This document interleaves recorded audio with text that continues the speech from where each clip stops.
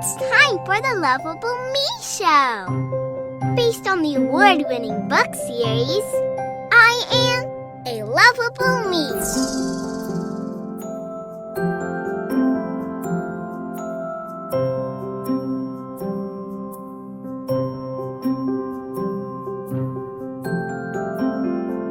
Get ready to have some fun learning with Lovable, our resident enlightening bug.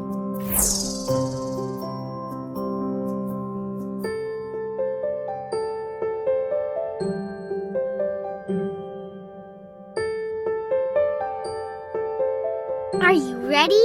Close your eyes and let's count to 3. 1, 2, 3. Now open them. Here we go.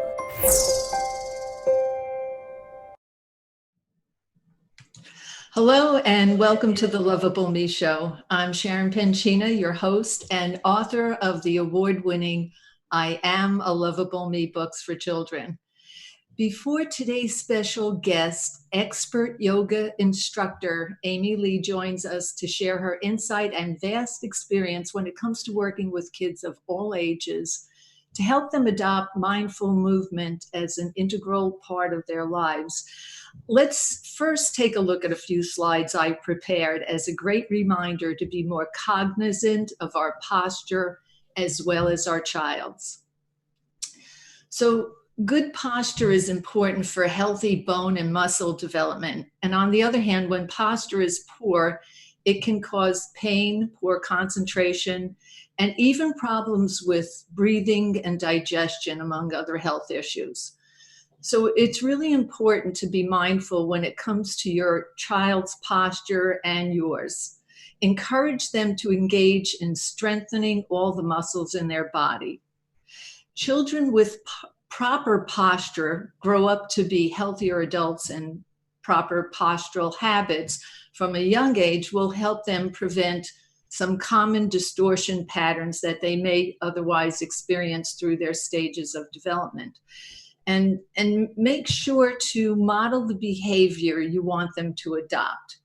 So a great way to teach good posture would be to start showing them pictures of what good posture and poor posture look like. And then ask them questions about it in order to educate them on the differences and discern, just what they're getting and what's not being absorbed at the time. You can also stand in front of a mirror with them to practice how to sit and stand properly so that they can see themselves in action. This can really drive the point home, as it's a great experiential way to learn and the best way to do it. Now, children begin learning postural habits that will shape their lives from a young age. And when they begin attending school, they're introduced to a new environment and they develop habits that are going to stay with them for many years to come. Common postural faults, which children develop starting at about the age of 6 years old, include some of the following: carrying heavy backpacks to school, sitting at their school desks without any for prolonged periods of time without taking any breaks, and slumping their head and shoulders forward and rounding their upper back while reading or doing other homework.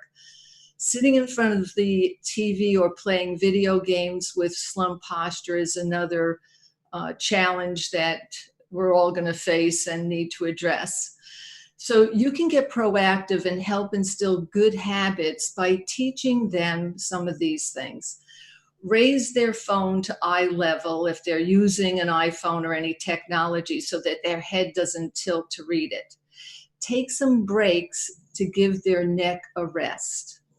And consider cutting down on texting, and then stretch their neck and shoulders to release tension is also another thing you want to concentrate on.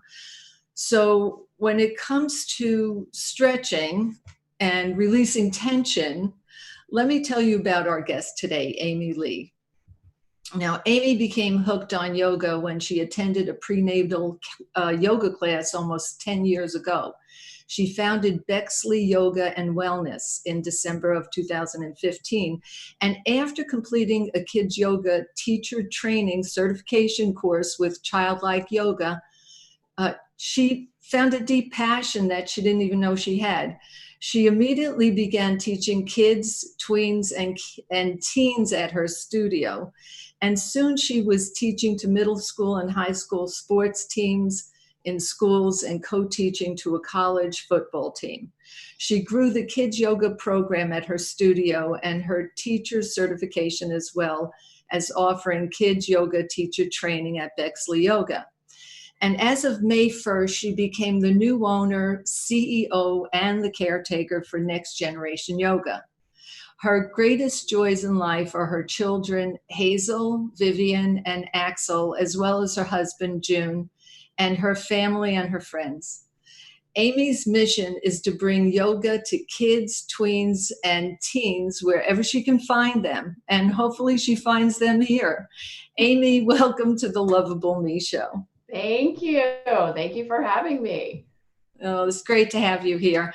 I've been a big fan of Next Generation Yoga for so many years. So, happy to hear that you've sort of taken over the helm, and look forward to working with you going down the road.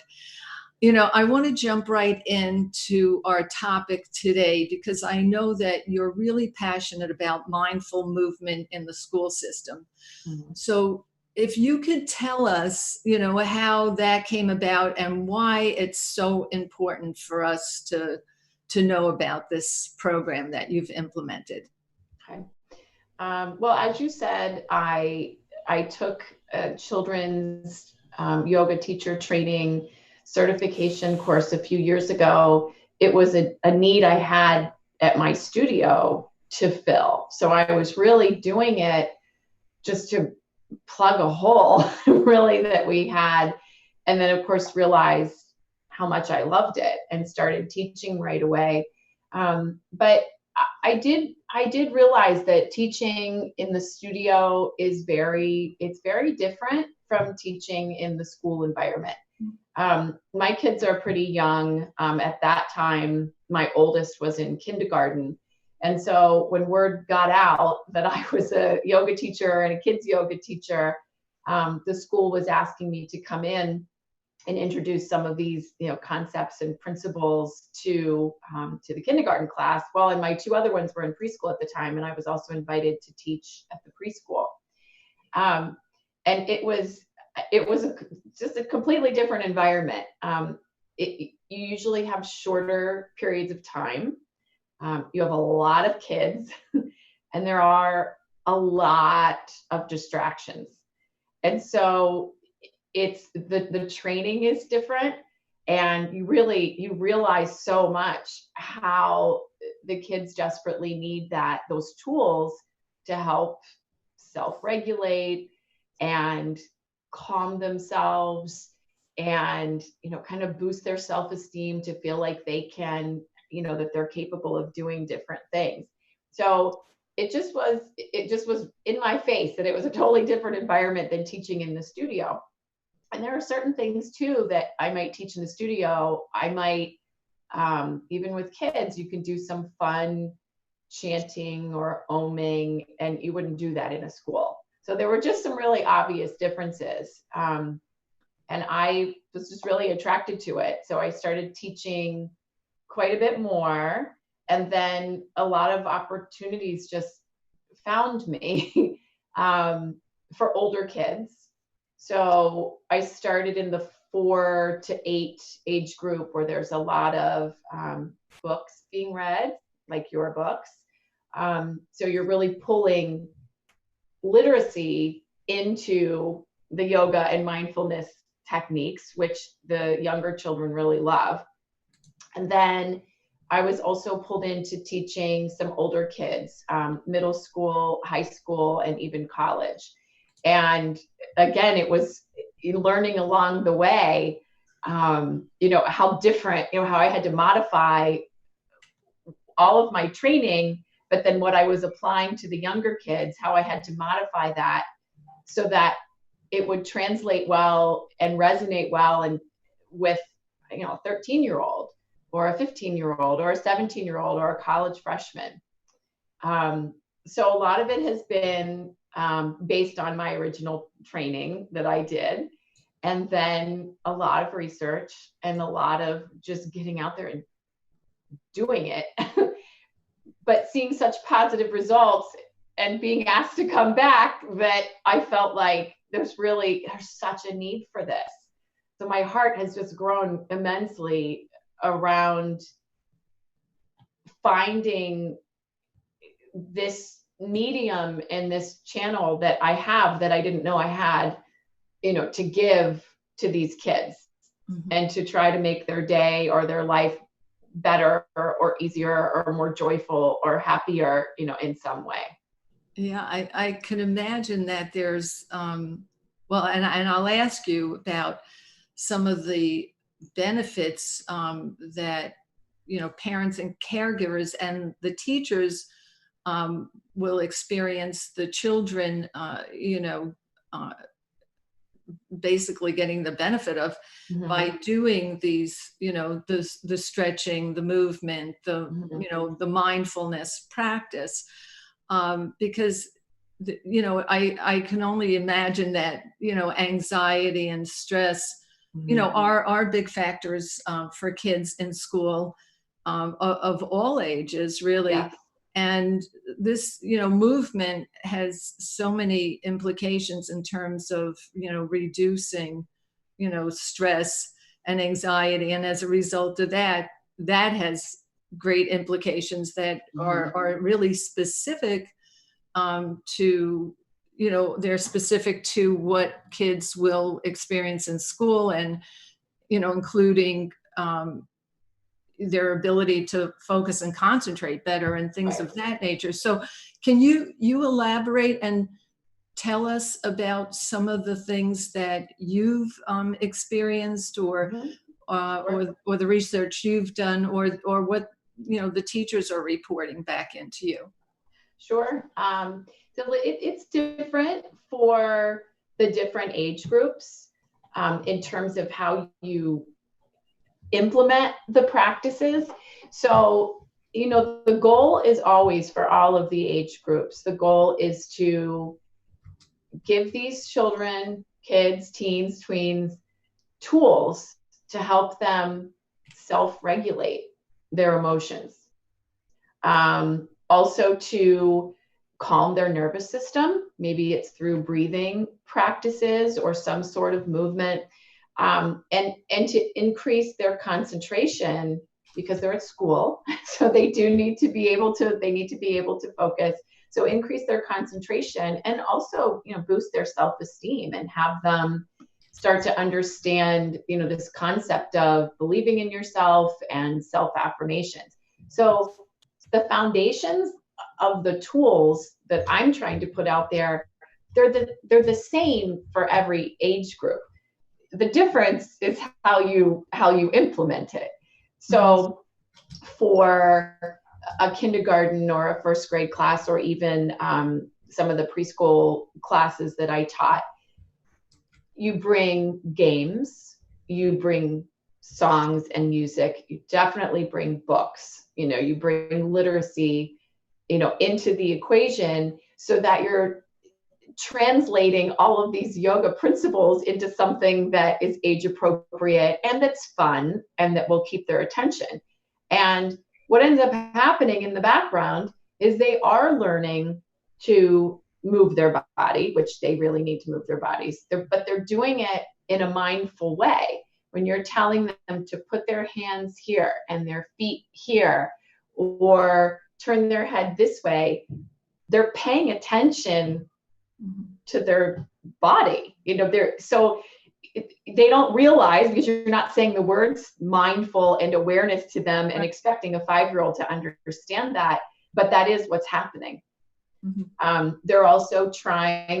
They're usually trying new things, which builds self-esteem and gives them a sense of, I think, just like a sense of pride if they try something new and they realize that they did it and it's fun.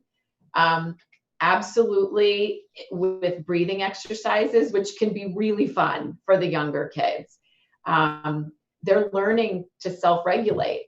And you can explain in that age-appropriate language that if your sibling jumps out from behind a door and scares you and your heart beats really fast, you know, you have the control, you have the ability to calm yourself so that your heart is beating at a normal rate. So there are just ways you almost trick them into learning these great lifelong practices in this very fun way. Well, go ahead. Do you have a question? No. So I was wondering. So it's not only the stretching, the yoga poses, and the awareness of their body. You know, learning to love, respect, and care for their body, and the health benefits. You're also integrating in the breathing, which I know is, you know, an integral part of the yoga practice. And are you also incorporating in a form of, let's say, a little bit of meditation? Because a lot of times I know you end a practice with, you know, in a meditative state, in a still state, you're lying back. And and is that part of the program that the schools are integrating as well? Absolutely. And for all ages, the younger kids, sometimes it is hard to get them to be still, but at the end of the class, you can generally, if it's at the studio, it's a lot easier because there are a lot of props and they love to get into blankets and they love to put the eye pillows on. And that's when you read them, not necessarily a story, but more of a guided meditation, or take them through a short age-appropriate visualization. And that is their meditation, and that's their quiet time. We don't call it shavasana. We call it, you know, quiet time or relaxation. Right. Sometimes I use essential oils with them or chimes, and they love that. And you see the difference from when these kids come into the room with this very high energy level. And when you give them an opportunity to bring the energy level down, they take it because they need it. So it's brain, it's body, it's breath, and balance. It's balance, mental balance, emotional balance, and also physical balance. And then once you take it to the older kids, the stories, the singing, I mean, those things it's not what's going to connect with the older kids. But what I have found is that the middle school and the high school age group, and a little bit of I've just done a little bit with the college age group, I connect very, very well with that group. I have found that I love taking a concept, a yogic type concept, but then translating it into something that they can relate to. And they're old enough to understand so many more concepts, you know, that the younger kids can. So you can go a little bit deeper. We talk about chakras, we talk about the yamas and the niyamas, but again, we do that in a middle school appropriate way. Right. It's not as if you're teaching a 200-hour, teacher training philosophy course. It's all translated, but it means so much to these kids. They have so much stress. They are under so much pressure. And just, there are things that are different with what's happening in 2019 that were not happening in the 80s when I was their age. So some of those things I can't relate to, but the basic, joys and challenges of being that age, they're still there. And these kids need tools. They need tools to navigate that. And so I am on a mission to do it. And I work really hard every single week to bring something of value to these kids to help build their self-esteem, help them find better ways to interact with the world around them. Whether it's a bully situation or anything. I'm trying to give them tools to help them, not just in school, but, in their life. And, I would think that this type of practice would lessen or minimize some of the behavior issues that kids encounter in school.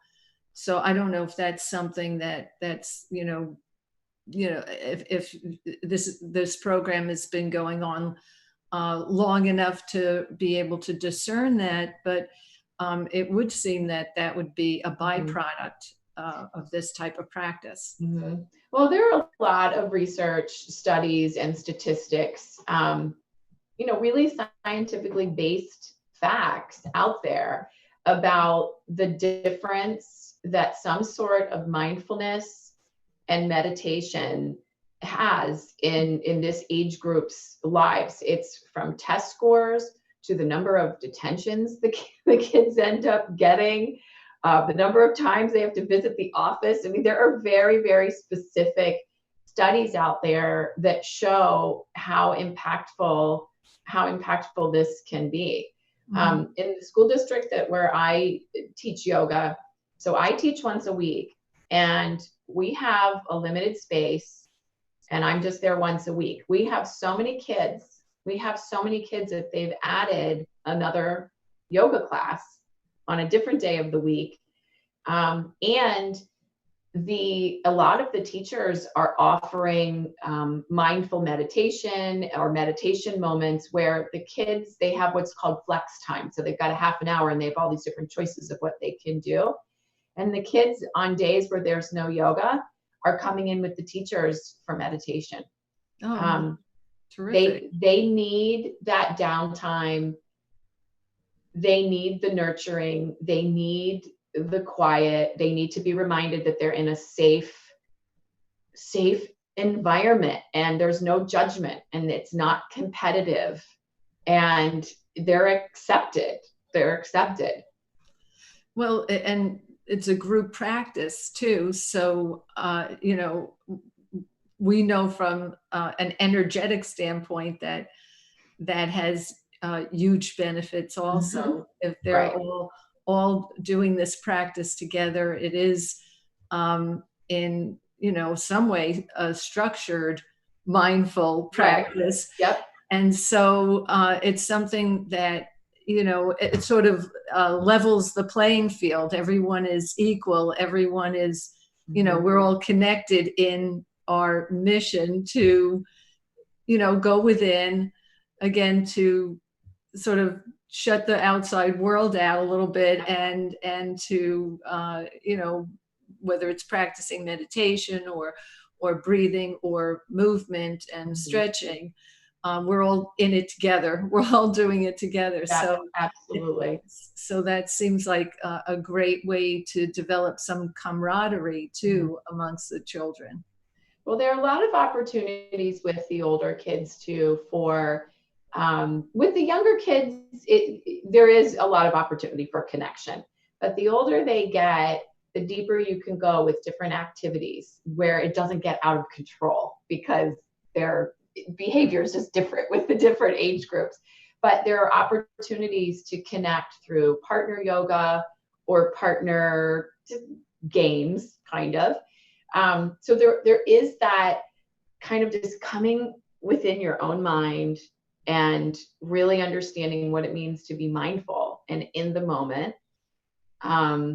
But then there's also an opportunity, if they want, they never have to, but, to connect with others, whether it is with, some sort of game. We have a lot of like concentration types games where you're not allowed to talk.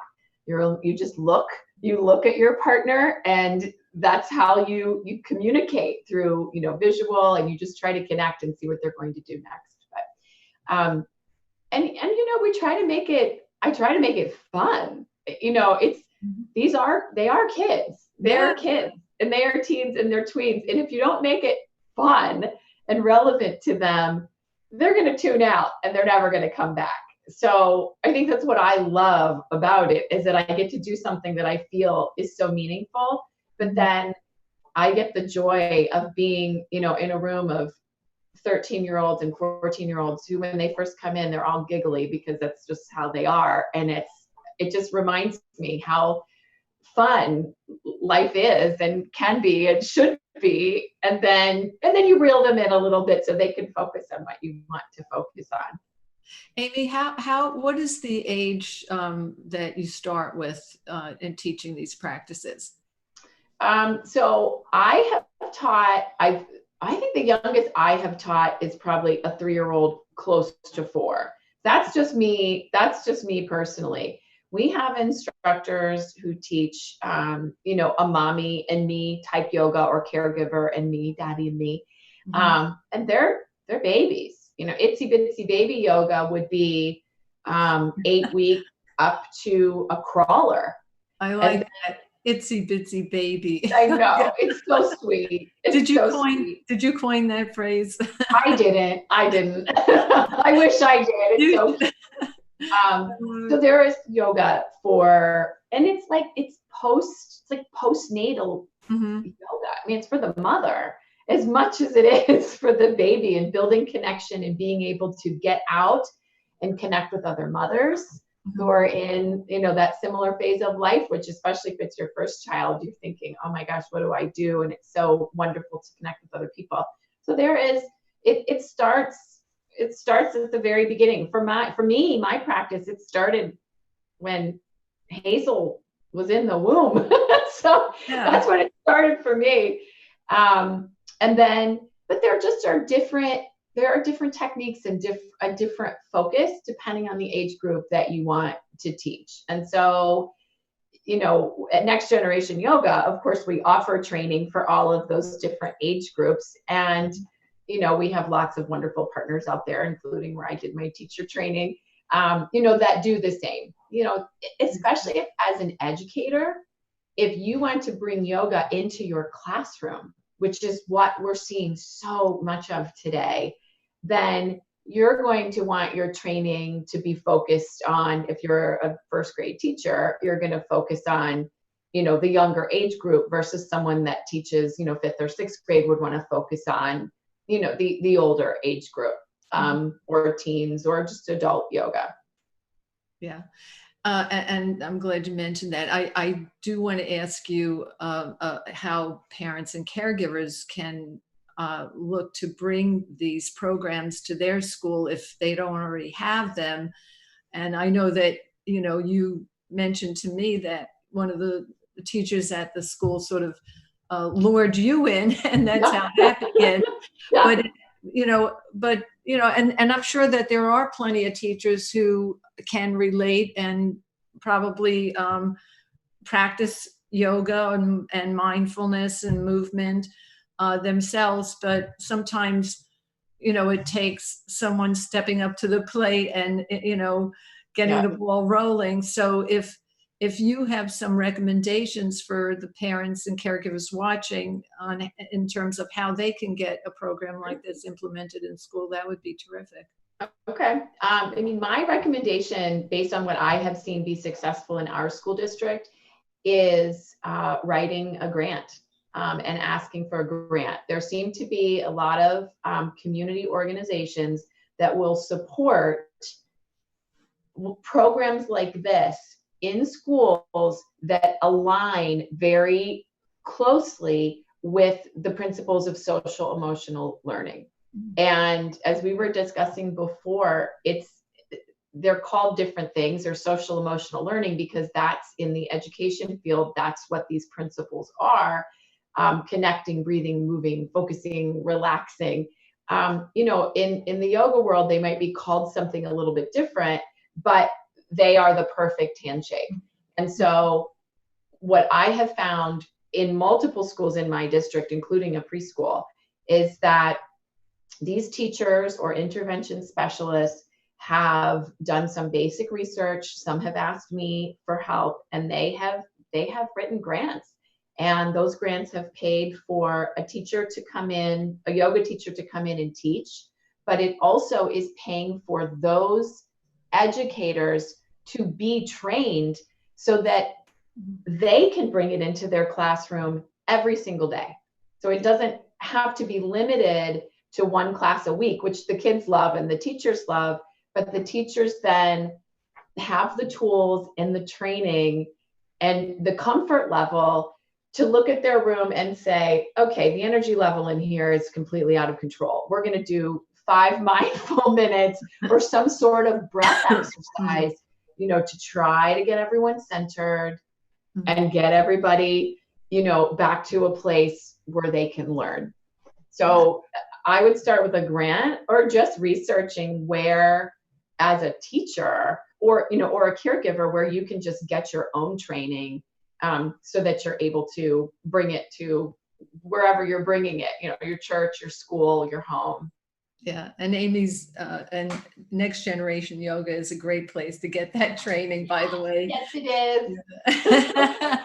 We had a training this weekend. You know, I wanted, I'm sorry. I just wanted to remind the viewers that, you know, I've talked about this before on other shows, that, you know, my target is always, you know, the 0 or, you know, in the womb to up to about 7 years of age, 6, 7 years of age, because kids during that period of time, you know, are they're right brain dominant. They are walking around essentially in an alpha theta state, and all that means is that they are prime sponges for learning. Yeah. And anything that, you know, goes in essentially comes out with them. So they're going to integrate all of these concepts far more easily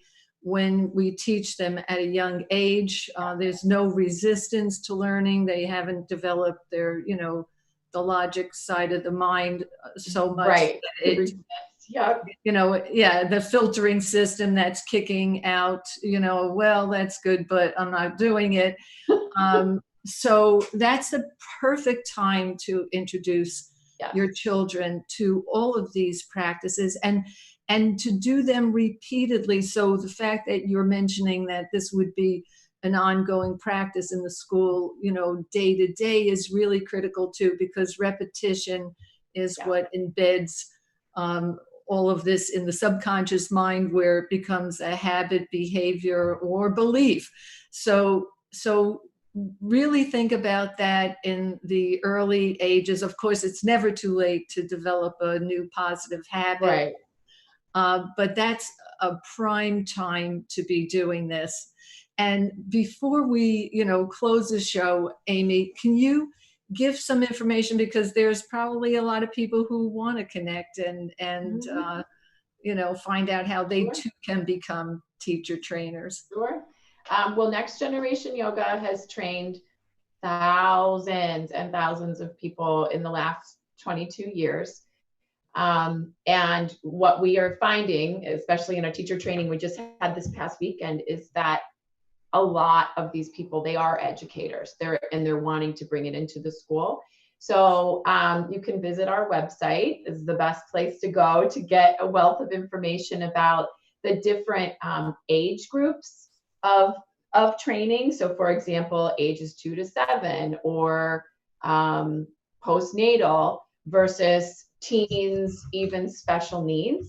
And we have modules also that are very specific to school-based yoga. And as I said at the beginning, you know, school-based yoga can be a little bit different than what you might teach in a studio or even in a church. So you can visit the website, you can email us or call us from there.